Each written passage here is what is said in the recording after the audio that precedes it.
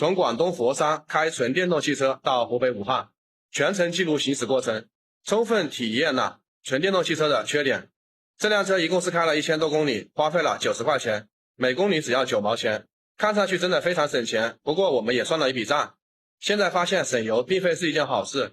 现在纯电动汽车真正的痛点真的是让人非常的扎心啊！从佛山出发，大约是中午11点，充满电上了高速，因为路上还是比较热的，偶尔需要开一下空调。到韶关的时候行驶了近300多公里，续航里程是149公里，相当于整个续航里程达到了6.6折。本想着先充电，但这里却是一个非常大的停车场，人非常多，然后有几个车主正在排队等充电。于是我们就去了下一个服务区，在手机上面查阅了之后啊，距离下一个服务区还有70多公里呢。可是万万没有想到，开车的时候没有注意经过了服务区，一下子就跑过去了，立刻赶紧查看，最近的服务区显示还有45公里的路程。现在看剩余里程只有65公里了，根据以往的经验，这剩余里程可是很难达到的，所以只能选择保守驾驶，将全程速度降到了90公里每小时，匀速行驶，空调呢也不敢再打开了，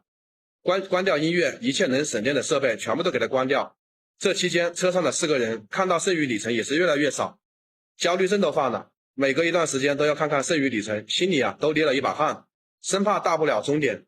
到最后呢，还是只能把车速降到了80，打开双闪跑到那个慢车道，幸好最后还是坚持到了服务区，真的是一路提心吊胆啊！看到续航里程还是200公里的时候啊，第一呢直接想到就是充电，只有充电充满电才有安全感。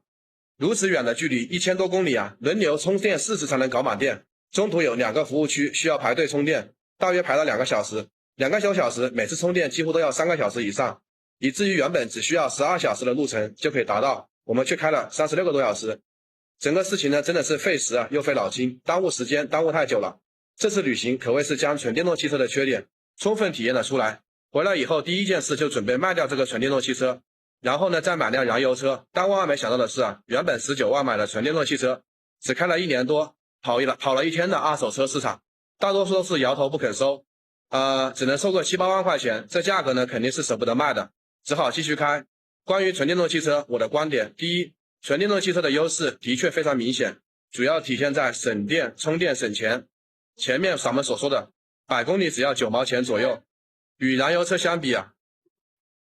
，100公里都是10块钱以上的纯电动汽车，是不是？第二呢，就是优异的这个机驱动，能够快速的持续的启动，在加速、超车、爬坡等场景下，动力性能完全是远超其他同级别的燃油车，甚至可以说20万的纯电动汽车完全可以媲美40万的燃油车。第三就是平顺的良好的电机驱动，没有明显的抖动，噪音小，乘车很安静，科技感十足。内置方面自然咱们就不用说，座椅上面还有加湿，还有加热加温度，可以说是非常的舒适舒服。当然在城区内还可以享受绿牌不限号，特别在武汉经过长江大桥的时候，还是有很多1、2线城市的车的首选。虽然说有优势非常明显，缺点也是选汽车的关键。对于纯电动汽车来说，续航问题依然是目前最大的问题，而续航关键在于充电里程的长短。如果说像加油站一样，到处都是充电点，每次充10分钟就能跑个1000公里以上，续航问题就可以得到解决。以官方续航里程为600公里的纯电动汽车而言，